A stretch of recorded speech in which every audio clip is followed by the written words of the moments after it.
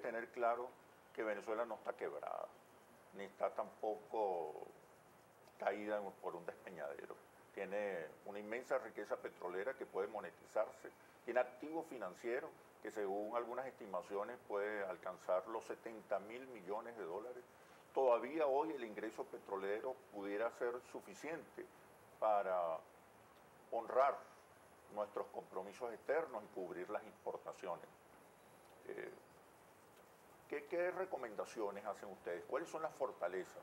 ¿Qué podemos hacer? ¿Qué puede hacer el país para superar las dificultades económicas actuales? Pues fíjate, Oscar, para dar una cifra, colocarla en perspectiva, ¿no? Nosotros llegamos a importar cerca de 60.000 millones de dólares en 2012. 60.000 millones de dólares por habitante son algo así como casi $2.000 por habitante. Per cápita. Sí. Per cápita. Brasil vive con $500 por habitante.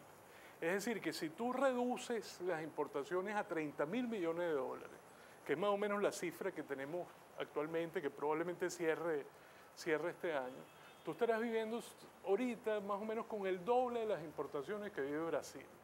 Algunos hablan de que esa situación es una situación de crisis humanitaria, pero hay que colocar las cosas en perspectivas para tener un poco idea de cómo puede salir esta economía de esta situación.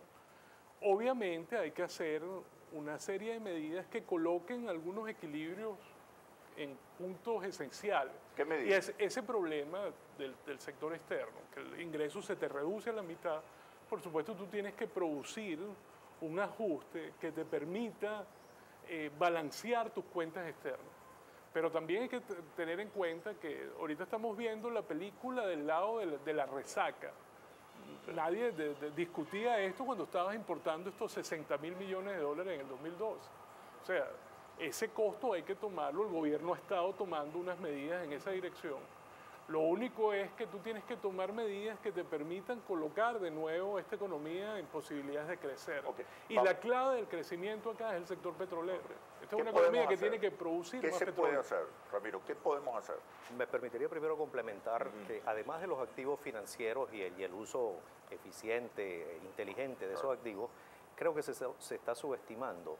Está por verse, pero en todo caso mi apreciación es que se está subestimando el tejido social, el talento humano, la capacidad de la sociedad venezolana de reaccionar ante esto. Es decir, si bien hay señales de desesperanza y de mucho pesimismo, pero las sociedades que pasan por situaciones tan extremas reaccionan de alguna manera. ¿Qué talante tiene la sociedad venezolana, los empresarios, los trabajadores, los intelectuales, para reaccionar? O sea, el mundo no se acaba ni el país se acaba, y el hecho de que una porción abandone o pierda toda esperanza, no quiere decir que toda la sociedad en general va a postrarse en la inanición o en la inacción. Lo que hay es incertidumbre, no desesperanza.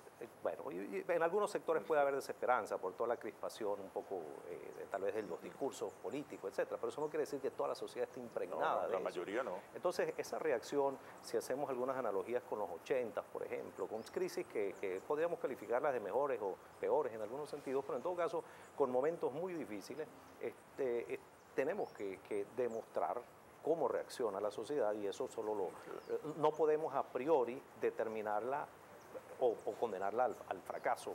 ¿Cuál es el menú de opciones que tiene el gobierno? Bueno, en el campo financiero, el trabajar eficientemente los activos, es decir, una economía que es solvente de entrada porque tiene muchos más activos que pasivos, una economía, como decía Guillermo, que podía tener algunos problemas puntuales de flujo de caja, pero que lo tiene cualquier empresa, lo tiene cualquier persona, y hace las cosas básicas.